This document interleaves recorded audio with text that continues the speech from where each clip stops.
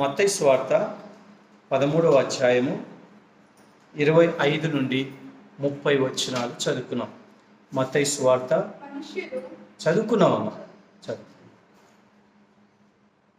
చదివాము.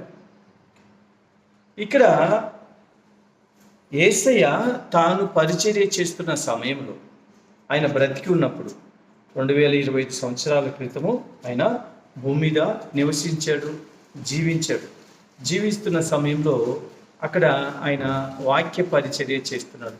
ఆ పరిచర్యలో భాగంగా అనేకమైనటువంటి మర్మములను, అనేకమైనటువంటి బోధలను చేస్తూ వస్తున్నాడు దేవుడు యేసయ్య. ఆ బోధలలో అనేకమైన సత్యాలను బయలుపరుస్తున్నాడు యేసయ్య. అందులో భాగంగా ఇక్కడ ఒక వాక్యం చెప్తున్నాడు, ఒక ఉపమానం చెప్తున్నాడు. ఉపమానం అంటే ఒక ఉదాహరణ. దేని గురించి ఉపమానం చెప్తున్నాడు? 24వ వచనం చూడండి. ఆయన మరి యొక్క ఉపమానం వారితో చెప్పారు. ఏమనగా, పరలోక రాజ్యము తన పొలములో మంచి విత్తనము విత్తిన ఒక మనిషిని పోలి ఉన్నది. పరలోక రాజ్యం ఎలాగుంది? మంచి విత్తనాలు విత్తినటువంటి ఒక పొలం మాదిరిగా ఉంది, ఒక మనుష్యుని పోలి ఉన్నది. అంటే పరలోక రాజ్యం గురించి చెప్తున్నాడు. పరలోక రాజ్యం అంటే తెలుసు కదా, దేవుని రాజ్యము. పరలోక రాజ్యం ఎలా ఉంటుందంటే, పరలోక రాజ్యంలో అక్కడ నీతి క్రియలు ఉంటాయి, శాంతి సమాధానం ఉంటుంది. ఇక్కడ ఒక మాట ఉంది. ఇక్కడ పరలోక రాజ్యంలో ఎలాగ ఉంటుంది అన్నది ఇక్కడ ఉంది చూడండి. యెషయా గ్రంథంలో ఒక చోట నేను చూపిస్తా చూడండి. యెషయా గ్రంథము 11వ అధ్యాయము. దేవుని రాజ్యం ఎలాగుంటుంది అంటే, ఆయన దేశము, ఆయన ప్రదేశము, ఆయన రాజ్యం ఎలా ఉంటుంది అంటే 6వ వచనంలో, తోడేలు గొర్రెపిల్ల యొద్ద నివాసము చేయును, చిరుతపులి మేకపిల్ల యొద్ద పండుకొనును, దూడయు కొదవ సింహమును పెంచబడి కోడెయు కూడుకొనగా బాలుడు వాటిని తోలును, ఆవులు ఎలుగులు కుడి మేయును, వాటి పిల్లలు ఒక్కచోటనే పండుకొనును, ఎద్దు మేయినట్లు సింహం గడ్డి మేయును. ఇది పాలు కొడుచు పిల్ల నాగుబాము పుట్ట యుద్ధ ఆట్లాడును, మిడినాగు పుట్ట మీద పాలు విడిచిన పిల్ల తన చెయ్యి చాచును, నా పరిశుద్ధ పర్వతమంతయును ఏ మృగమును హాని చేయదు, నాశనము చేయదు. ఇక్కడ చూడండి, దేవుని రాజ్యంలో క్రూరత్వం ఉండదు, ఏది కూడా ఎవరికి హాని చేయదు. అక్కడ అంత పరిశుద్ధంగా ఉంటుంది దేవుని రాజ్యంలో. అటువంటి దేవుని రాజ్యం ఎలా ఉంటుంది అంటే, మంచి విత్తనములు విత్తిన ఒక మనుష్యుని పోలి ఉంటుంది. ఒక పొలంలో మంచి విత్తనాలు విత్తినాడు. ఆ విత్తనటువంటి మనుష్యుడు ఎలా ఉంటాడో ఆ విధంగా ఉంటుంది. ఏ విధంగా ఉంటుంది? ఆయన మెంటాలిటీ ఏ విధంగా ఉంటుంది? ఆయన ఆలోచనలు ఏ విధంగా ఉంటాయి? మంచి విత్తనాలు విత్తినటువంటి ఆ మనుషుని యొక్క ఆలోచనలు ఎలా ఉంటుంది? అలాగే పరలోక రాజ్యం కూడా అలాగే ఉంటుంది. పరలోక రాజ్యం కూడా ఇక్కడ గమనించాలి. ఇక్కడ మనుషులు నిద్రించుచుండగా అతని శత్రువులు వచ్చి గోధుమల మధ్య గురుగులను విత్తిపోయెను. మంచి విత్తనాలు, మంచి గోధుమలను విత్తాడు ఆ మనుష్యుడు. మంచి విత్తనాలు విత్తినప్పుడు ఈ మనుషుడు నిద్రిస్తుండగా శత్రువు వచ్చి గురుగులు విత్తి వెళ్ళాడు. గురుగులు అంటే కలుపు మొక్కల విత్తనాలు చల్లాడు. ఎవరు చల్లాడు? శత్రువు చల్లాడు. శత్రువు ఎక్కడ చల్లాడు? మంచి విత్తనాలు విత్తినటువంటి వాని పొలంలో ఈ యొక్క గురుగులను చల్లాడు. ఈయనకి తెలియదు, ఈ మంచి విత్తనాలు విత్తిన మనుషునికి తెలియదు. ఈయన అనుకుంటున్నాడు, ఏమనుకుంటున్నాడు? అన్నీ మంచివే అనుకుంటున్నాడు, అన్నీ మంచి గోధుమలే అనుకుంటున్నాడు. ఆ గోధుమలను విత్తాను, మంచి మొలకలు వస్తాయి, మంచి పంట పోస్తాను ఆలోచనతో, ఆశతో తన భూమిని చదును చేశాడు, దాన్ని దున్నాడు, దాన్ని చక్కగా చేయాల్సిన సాగు అంతా చేసేసి చక్కగా విత్తనాలు చల్లాడు. కానీ శత్రువు వచ్చి గురుగులు చల్లి, ఈ గురుగులు చల్లినప్పుడు ఏమవుతుంది? గురుగులు మొలకెత్తాయి, ఈ యొక్క గోధుమలు కూడా మొలకెత్తాయి, కలుపు మొక్కలు వచ్చేసాయి, ఈ యొక్క గోధుమలు కూడా వచ్చేసాయి. ఇక్కడ ఒక మాట చెప్తా చూడండి, 27వ వచనం. అప్పుడు మొలకలు పెరిగి గింజ పట్టినప్పుడు గురుగులు కూడా ఆగుపడెను. అంటే ఈ గోధుమలు గురుగులు రెండు కూడా పెరిగినాయి, రెండు కూడా గడ్డి మాదిరే పెరిగినాయి. ఈయన అనుకుంటున్నారు అన్ని గడ్డి అనుకుంటున్నారు. విత్తనాలు వచ్చిన తర్వాత తెలిసింది ఇవి గురుగులు, ఇవి కలుపు మొక్కలు, మనం తినడానికి పనికి రావు అని. ఎప్పుడు వచ్చింది? ఆ పంట ఫలాలు పండించిన తర్వాత వచ్చింది. ఫలాలు వచ్చిన తర్వాత తెలిసింది ఈ ఫలాలు ఏంటివి. ఫలమే కదా మనం తినేది, పంట ఫలము మనం తింటాం. గోధుమలు విత్తాడు, అందులో శత్రువు వచ్చి గురువులు వేశాడు, అవి పెరిగాయి. అవి పెరిగి విత్తనం వచ్చి అంటే పొట్టకు వస్తాయంట కదా, పొట్టకు ఈయన వస్తుంది, పొట్టకు వస్తుంది. ఆ పొట్టకు వచ్చే టైంలో తెలిసింది ఇవి గోధుమల పురుగుల. మీకు తెలుసు కదా కాకులు, కోకిలలు తెలుసా? కోకిల గుడ్లు పెడుతుంది కానీ అది పిల్లల్ని పొదగదు. ఎక్కడ గుడ్లు పెడుతుంది? కాకి గూట్లో పెడుతుంది. కాకి గూడు కట్టుకుంటే కాకి గుడ్లు పెడుతుంది, ఆ గుడ్లలో ఇది కూడా గుడ్లు పెట్టేసి. ఈ తెలియక కాకి ఏం చేస్తుంది? నా గుడ్లే అనుకొని దాని మీద కూర్చొని పొదుగుతుంది. పొదిగిన తర్వాత పిల్లలు బయటకు వస్తాయి. పిల్లలు బయటకు వచ్చిన తర్వాత తెలుస్తాయి ఇవి నా పిల్లలా కోకిల పిల్లలా. పాపం కాకి తెలియక రెండు పిల్లలను పెంచుతుంది. అదేవిధంగా ఈ పొలంలో ఈ విత్తనాలు వేసినటువంటి ఈ మనుష్యుడు, ఈ యజమాని ఎవరైతే ఉన్నారో పెరిగాయి, విత్తనాలు వేసాడు, నీరు కట్టాడు, వాటికి మందులు వేసాడు, అన్నీ చేశాడు, కష్టపడ్డాడు, అన్నీ చేశాడు. ఊరికినే వస్తుందండి పంట? ఎన్ని రోజులు పడుతుంది? సుమారుగా 3-4 నెలలు పడుతుంది పంట వేయాలంటే. దాన్ని సాగు చేసుకోవాలి, మందులు కొట్టాలి, పురుగులు రాకుండా చూసుకోవాలి. ఊరికి వేసి అలా ఉండడు కదా. మా నాన్న ఉంటాడు, మా నాన్న బావికాడికి చేని కాడికి పోయి విత్తనాలు వేసినప్పటి నుంచి ప్రతిరోజు ఉదయం పోతాడు, గట్లమ్మ తిరుగుతాడు. ఏదైనా కలుపు ఉంటే అలా పీకి పక్కకి వేస్తూ ఉంటాడు. రైతు నిద్రపోడండి, ఎప్పుడు కూడా రైతు నిద్రపోడు, రాత్రంతా మేలుకొని ఉంటాడు. నీళ్ళు ఎప్పుడు వస్తాయా, నీళ్లు కట్టుకోవాలా, అది ఎండిపోతాయేమో, ఎండిపోతే నాకు నా కుటుంబానికి ఆహారం దొరకదేమో, చాలా జాగ్రత్తగా దాన్ని కాపాడుకుంటూ వస్తాడు అనమాట. దాన్ని కంచె వేస్తాడు, పశువులు రానికుండా చూసుకుంటాడు, కోళ్ళు రానికుండా చూసుకుంటాడు. ఈ పంట వచ్చిన తర్వాత కాకులు వస్తాయి, పిచ్చుకలు వస్తాయి, అవి వాటిని తినిపోతాయి. ఎలకలు వస్తాయి, ఎలకలు కూడా తినేస్తాయి. తెలుసు కదా మీకు, వ్యవసాయం చేసిన వాళ్ళకి ఇవన్నీ తెలుసు అనుకుంటా. ఈ విధంగా చాలా జాగ్రత్తగా పెంచుకున్నాడు. పెంచిన తర్వాత ఆ పొట్టకు వచ్చేసింది, విత్తనాలు వచ్చేసాయి. విత్తనాలు వచ్చినప్పుడు తెలిసింది ఇవి గోధుమ. వాళ్ళు వస్తారు, పని వాళ్ళు వస్తారు. అయ్యా నువ్వు మంచి గోధుమలు విత్తావు కదా. ఏ గోధుమలు విత్తావు? మంచి గోధుమలు విత్తనం వేసావు, చూడండి గురుగులు కూడా వచ్చాయి.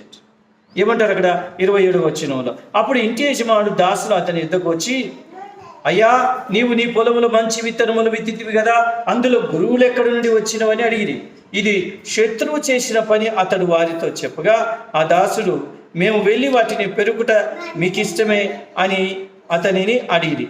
అందుకు అతడు వద్దు, గురుగులను పెరగకుండా పెరుగుచుండగా వాటితో కూడా ఒకవేళ గోధుమలను పెళ్ళగిత్తురు.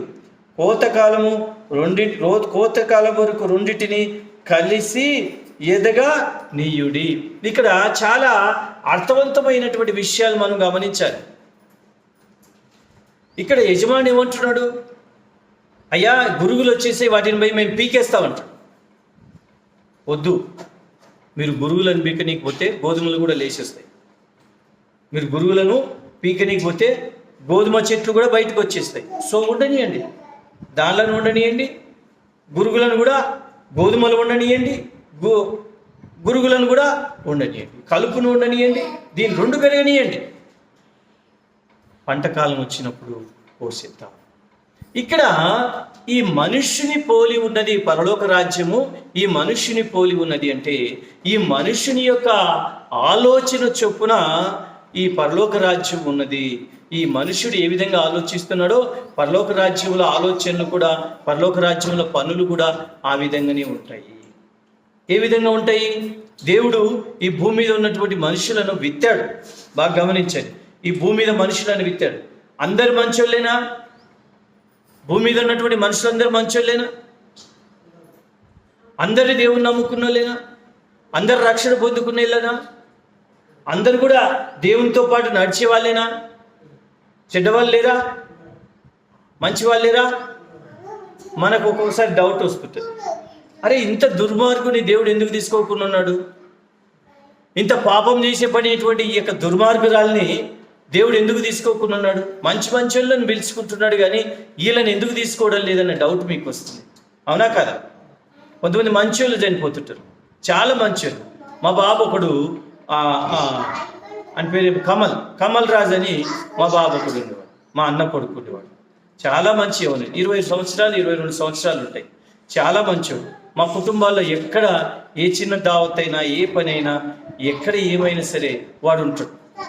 వాడు లేనిది ఏమీ జరగదు, వాడు ఉంటేనే అన్నీ జరుగుతాయి. వాడికి అన్నీ తెలుసు. వాడు ఆ చిన్న పిల్లలు చాలా మంచి అబ్బాయి, చాలా మంచి అంటే చాలా. మనకి ఇది అనేది ఏం లేదు. ఎక్కడ ఆకలి అయితే, ఏ ఇంట్లో ఆకలి అయితే ఆ ఇంట్లోకి పోయి పెట్టుకొని తినేస్తాడు. అలాంటి మంచి వ్యక్తి, మంచి అబ్బాయి ఉన్నట్టుండి ఒకరోజు కరెంట్ షాక్ కొట్టి సడన్గా చనిపోయింది. కరెంట్ షాక్ కొట్టి సడన్గా ఆశ్చర్యం అనిపించింది మాకు, నమ్మశక్యంగా అన్నటువంటి కార్యం. దేవుడు ఇంత మంచి వాళ్ళనా? వానికి ఏ అలవాట్లేవు, చెడు అలవాట్లేవు. వాడు మంచిగా చదువుతున్నాడు, పనులు చేసుకుంటూ చదువుతూ పనులు చేసుకుంటున్నాడు. ఒక పక్క పనులు చేసుకుంటూ ఒక పక్క చదువుతున్నాడు, ఒక పక్క పని చేస్తూ కుటుంబాన్ని పోషిస్తూ ఒక పక్క చదువుకుంటున్నాడు. ఇంత మంచి అబ్బాయిని దేవుడు పిలుచుకుంటాడంటే దేవుడు పిలుచుకుంటాడు. కానీ దుర్మార్గంగా ఉండేటువంటి వాళ్ళు, తాగుబోతులు, తిరుగుబోతులు, అన్యాయంగా అక్రమంగా ఉండేటువంటి వాళ్ళు ఈ లోకంలో వారికి ఏం కావట్లేదు. వాళ్ళు చక్కగా అభివృద్ధి అవుతున్నారు, మనకంటే ఉన్నతమైన స్థితిలో ఉంటున్నారు వాళ్ళు. ఏమండి, మనకంటే ఉన్నతమైన స్థితిలో ఉంటున్నారు. మనమేమో దేవుని నమ్ముకొని దేవుడా దేవుడా దేవుడా అని అలాగే ఉంటున్నాం. చూడండి, దేవుడు ఆశీర్వదించాడు, జాబ్ వచ్చింది, ఒక మంచి ఆఫీస్లో జాబ్ వచ్చేసింది ఒక క్రైస్తవునికి. ఆ చుట్టుపక్కల ఉన్న వాళ్ళందరూ లంచాలు తీసుకుంటున్నారు, వాళ్ళు బాగా అవుతున్నారు, బంగారు కొంటున్నారు, హారాలు కడియాలు కొంటున్నారు, బ్రాస్లెట్లు కొంటున్నారు, బైకులు కొంటున్నారు, కార్లు కొంటున్నారు. వీడు మాత్రం అలాగే. ఎందుకంటే ఇంక జీతమే, ఆ వచ్చిన జీతం సరిపోదు, అలాగే జీవిస్తున్నాడు. దేవుని కోసం అలాగే నమ్మకంగా ఉండగలుగుతున్నాడు. అన్యాయం చేసేటువంటి వాడు అభివృద్ధి అవుతున్నాడు. దేవుడు ఎందుకు అన్యాయం చేసేటువంటి వాళ్ళను, దేవుడు ఈ అక్రమంగా నివసించేటువంటి వాళ్ళని ఎందుకు శిక్షించడం లేదంటే, దేవుడు ఏమంటున్నాడంటే ఇక్కడ దీన్ని బట్టి మనకు అర్థం చేసుకోవాల్సింది ఏంటంటే, గురుగులు పెరుగుతున్నాయి, గోధుమలు పెరుగుతున్నాయి, రెండును పెరగనివ్వండి. అర్థమైందా? రెండు పెరగనివ్వండి, రెండు క్రాఫ్ట్ రానివ్వండి, రెండు పంట రానివ్వండి. అంటే పంటకు ఒకరోజు కోతకాలం వస్తుంది, వేసిన పంటను ఒకరోజు కోస్తాము. చక్కగా గ్రీన్గా ఉంది, మంచి విత్తనాలు వచ్చేసాయి, కంకి వచ్చేసింది, చూస్తే ముద్దుగా ఉంటుంది. లాస్ట్కు అది ఏ విధంగా అంటే ఒక బంగారు కలర్ వచ్చేస్తుంది. మీరు అప్పుడు పంట పొలాలకి చూస్తే ఎంత బాగుంటాయి కదా, మొత్తం పంట పొలాలని పసుపచ్చగా చాలా ముద్దుగా ఉంటాయి, చాలా బాగుంటాయి. గ్రీన్గా ఉన్నప్పుడు ఒక అందం ఉంటుంది, అవి కలర్ మారినప్పుడు ఒక అందం ఉంటుంది, అన్నీ ఫుల్గా ఎల్లో కలర్ వచ్చేసరికి ఇంకొక అందం వచ్చేస్తుంది ఆ పంటకు. ఇంత బాగుంది, ఈ అందంగా ఉన్నాయని దేవుడు ఆ పంటను ఆ మనుష్యుడు ఆ పంటను కోయకుండా ఉంటాడా? కోస్తాడు, ఒకరోజు కోయాల్సింది. ఆ పంట ఎంత అందంగా ఉన్నా ఎంత బాగున్నా కానీ ఒకరోజు కోయాలి. ఆ కోయడము, ఆ కోత ఏంటంటే దేవుని యొక్క తీర్పుకు సాదృశ్యం, దేవుని యొక్క తీర్పుకు సాదృశ్యం కదా. 29వ వచనం ఏమంటున్నాడా? అందుకు అతడు వద్దు, గురుగులను పెరగకుండా వాటితో కూడా ఒకవేళ గోధుమలను పెళ్ళగింతురు, కోతకాలం వరకు రెండింటిని కలిసి ఎదగా నీయుడి. కోతకాలం వరకు వాటిని కలిసి ఎదగనీయుడి. మంచోళ్ళు పెరుగుతున్నారు భూమి మీద, చెడ్డవాళ్ళు పెరుగుతున్నారు. దేవుని నమ్ముకున్న వాళ్ళు జీవిస్తున్నారు, దేవుని నమ్ముకుని వాళ్ళు కూడా జీవిస్తున్నారు. రక్షణ ఉన్న వాళ్ళు జీవిస్తున్నారు, రక్షణ లేని వాళ్ళు కూడా జీవిస్తున్నారు. అందరినీ పెరగనివ్వండి. ఒకరోజు కోతకాలం వచ్చేస్తుంది, కోత టైం అవుతుంది. ఆ కోతకాలం వచ్చినప్పుడు ఏం జరుగుతుందంట? ఎదగనీయుడి. కోతకాలమందు గురుగులను ముందుగా కూర్చి వాటిని కాల్చివేయటకు కట్టలు కట్టి గోధుమలను నా కొట్టులో చేర్చి పెట్టుకొని కోతగాండ్రతో చెప్పుదురా నేను. మొదటగా గురుగులను పోయండి. చూడండి, ఈ కోతకాలంలో మొదటగా ఎవరిని పోయాలంటున్నాడు? గోధుమల్లా గురుగులు దేనికి సాదృశ్యము? రక్షణ దేవుని నమ్ముకున్నటువంటి వారికి, అన్యాయంగా అక్రమంగా జీవించేటువంటి వారికి సాదృశ్యము ఈ కలుపు మొక్కలు, గురుగు మొక్కలు. ఎవరైతే మంచి గోధుమల మాదిరిగా ఉన్నారో, దేవుని నమ్ముకుని రక్షణ పొందుకుని మంచివారి జాబితాలో చేర్చబడ్డారో, వారు కొంచెం నిదానంగా పోయబడతారు. ఆ కోతకాలం వచ్చినప్పుడు మొదటిగా ఈ యొక్క గురుగులను పోషిస్తారు, పంటను వేరు చేస్తారు. అప్పుడు వేరు చేస్తారు, తీర్పు ఉంటుంది. అప్పుడేముంటుంది? తీర్పు. కాబట్టి ప్రియ దేవుని బిడ్డారా, దయచేసి ఈ యొక్క సమయంలో మనం అందరం ఆలోచించాలి. ఎప్పుడు కూడా మనం బాధపడకూడదు. దేవుని నమ్ముకున్నటువంటి వారు, అన్యాయంగా ప్రవర్తించేటువంటి వారందరూ కూడా ఎదుగుతూ ఉంటారు. ఆ సమయంలో మనం వాళ్ళ గురించి పెద్దగా ఆలోచించాల్సిన అవసరం ఏమీ లేదు. వాళ్ళని చూసి మనం ఆశ్చర్యపడాల్సిన అవసరం లేదు. వాళ్ళని చూసి అసూయపడాల్సిన అవసరం లేదు. ప్రతి ఒక్కరికి ఒకరోజు తీర్పు, ప్రతి ఒక్కరికి ఒకరోజు తీర్పు ఉంటుంది. ఈ తీర్పు కాలంలో దేవుని నమ్ముకొని రక్షింపబడి ఆయన కోసం జీవిస్తున్నటువంటి నీకు పరలోక రాజ్యము, ఆ పరలోక రాజ్యం గురించి మనము, ఆ పరలోక రాజ్యం కొరకు మనము ఆశిస్తూ మన యొక్క ఆత్మీయ జీవితాన్ని ముందుకు కొనసాగించుకోవాలి. తీర్పు ఉంటుందన్నటువంటి మాటను మనము ఎప్పుడు మర్చిపోకూడదు. దేవుని యొక్క రాకడ సమయంలో ఆ కడబూర మోగగాని మనమందరం ఎత్తబడతాం. అవినీతి మంత్రులు నిలబడిపోతారు, పరదేశికి వెళ్ళిపోతాము. ఆ తర్వాత చాలా జరుగుతాయండి. నీకు వీలైతే అంత్యకాలంలో జరిగేటువంటి విషయాల గురించి, 7 ఏళ్ల శ్రమలు ఉంటుంది, 1000 ఏళ్ల పరిపాలన ఉంటుంది, సాతానుని ఆ యొక్క పాతాళమునకు తొక్కివేయడం ఉంటుంది. ఆ పాతంలో నుంచి మళ్ళీ బయటకు వస్తాడు. ఆ బయటకు వచ్చిన తర్వాత మళ్ళీ ఒక పెద్ద యుద్ధం జరుగుతుంది. యుద్ధం జరిగినప్పుడు శాశ్వతంగా భూమి మీద ఉన్నటువంటి మరణాన్ని, గుర్తుపెట్టుకోండి, భూమి మీద ఉన్నటువంటి మరణాన్ని, అపవాదిని అందరినీ కూడా దేవుడు ఆ యొక్క అగ్నిగుండంలో పాటిస్తాడు. ఇంకా అగ్నిగుండంలో పాతాళంలో వేసినప్పుడు వాడు బయటకు వచ్చేసాడు. 1000 ఏళ్ల పరిపాలన ఉన్నది, పాతాళంలో వేసినప్పుడు బయటకు వచ్చేసాడు. కానీ ఈసారి ఇక తీర్పు తర్వాత ఏం జరుగుతుందంటే, ఈ అపవాదిని ఈ యొక్క విశ్వంలో ఉన్నటువంటి ఇంకా మరణం ఉండదు, మరణాన్ని తీసేస్తున్నాడు. మనము చనిపోడు, మరణమే ఉండదు. ఆ తర్వాత ఆ మరణాన్ని, అపవాదిని తీసి పాతాళం ఆ యొక్క నరకంలో వేసేస్తాడు. అక్కడ వాళ్ళందరూ కూడా, అక్కడ అగ్ని ఆరదు, పురుగు చావదు. పాపం చేసినటువంటి వారు, యేసుక్రీస్తును నమ్ముకున్నటువంటి వారు అందరికీ కూడా అక్కడ శిక్ష ఉంటుంది. కాబట్టి ప్రియ దేవుని బిడ్డలారా, ఈ యొక్క సమయంలో నువ్వు గురుగులుగా ఉండాలని ఆలోచిస్తున్నావా? మంచి గోధుమల మాదిరిగా ఉండాలని ఆలోచిస్తున్నావా? మంచి గోధుమలుగా ఉన్నట్లయితే దేవుడు నీకు స్థలాలు సిద్ధపరుస్తున్నాడు. దేవుడు సిద్ధపరిచిన స్థలములలో నీవు నివసిస్తావు శాశ్వత కాలం. ఒకవేళ దేవుని నమ్ముకోకుండా నీవు గురుగుల మాదిరిగా ఉండాలని ఆశిస్తున్నావా? నీకోసము నరకము సిద్ధపరచబడి ఉన్నది. దేని కావాలి? దేవుని నమ్ముకుని రక్షింపబడతావా? నమ్ముకోకుండా నరకానికి వెళ్తావా? ఏది కావాలి? ఆలోచించుకో. ప్రార్థన చేసుకున్నాం. అందరి తలలు ఉంచి కళ్ళు మూసుకున్నట్లయితే ప్రార్థన చేసుకున్నాం. అందరి తలలు ఉంచి కళ్ళు మూసుకున్నట్లయితే ప్రార్థన చేసుకున్నాం. ఒకసారి ఆలోచన చేద్దాం. దేవుడు మనకిచ్చినటువంటి ఈ మంచి వాక్యాన్ని, సందేశాన్ని ఆలోచించేద్దాం. మంచి విత్తనములు విత్తినటువంటి మనుషుడైతే గురుగులను, గోధుమలను పెరగనీయుడి అంటున్నాడు. కోతకాలం వచ్చేంత వరకు పెరగనీయుడి. కోతకాల సమయంలో ముందుగా గురుగులను కట్ చేసేసి వాటిని తీసి అగ్నిలో కాల్చివేస్తారు. మంచి గోధుమలను తీసుకువెళ్ళి తన ఇంట్లో పెట్టుకుంటాడు. ఆ మంచి గోధుమల మాదిరిగా యేసయ్యను నమ్ముకొని రక్షింపబడి పరిశుద్ధమైన జీవితం జీవిస్తున్నటువంటి నిన్ను యేసయ్య తన యొక్క నివాసములలో నివసింపచేస్తాడు. అలాంటి గొప్ప ఆధిక్యత కావాలా? యేసయ్య నమ్ము, యేసయ్య మీద విశ్వాసం వచ్చు. మన జీవితాన్ని సరి చేసుకుందాం, బాగు చేసుకుందాం. గురువుల మాదిరిగా, కలుపు మాదిరిగా మనం ఉండకూడదు. ప్రార్థన చేసుకుందాం. ప్రార్థన. పరిశుద్ధుడా, ప్రేమ కలిగిన తండ్రి, కృపగల దేవా, మీకు వందనాలు. మీరు మాకు ఇచ్చిన ఈ శ్రేష్టమైన ఈ మంచి సందేశాన్ని బట్టి మీకు వందనాలు. ఎంత మంచి దేవుడు యేసయ్య.